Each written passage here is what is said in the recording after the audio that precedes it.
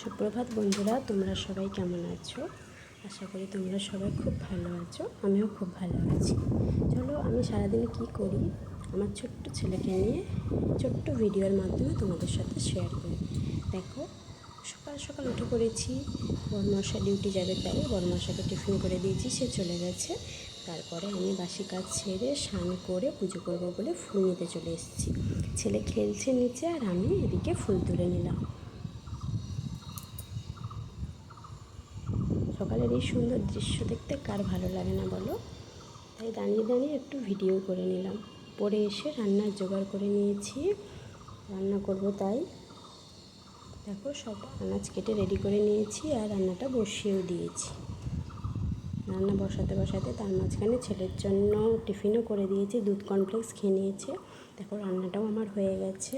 রান্না করেছি ডিম পনিরের তরকারি করেছি, আর পুঁই শাক দিয়ে আলু দিয়ে চচ্চড়ি করেছি, আর চাটনি করেছি। করে ছেলেকে স্নান করিয়ে দিয়েছি।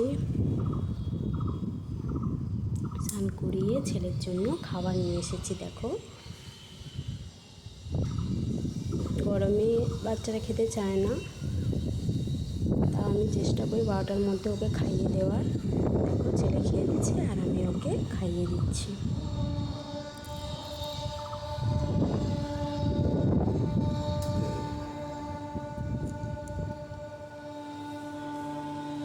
ছেলেকে খাইয়ে দেওয়ার পরে আমি ছেলেকে ঘুম পাড়িয়ে দিয়েছি।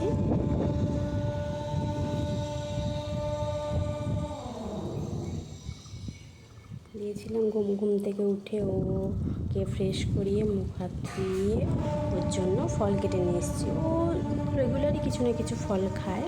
দেখো, আজ ওকে আমি আম কেটে দিয়েছি।